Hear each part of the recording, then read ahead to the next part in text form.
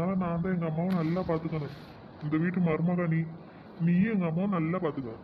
எவ்வளோக்கு எவ்வளோ வயசான காலத்தில் அவங்க கூட இருந்து பார்த்துக்கிறோமோ அவ்வளோக்கு நல்லது.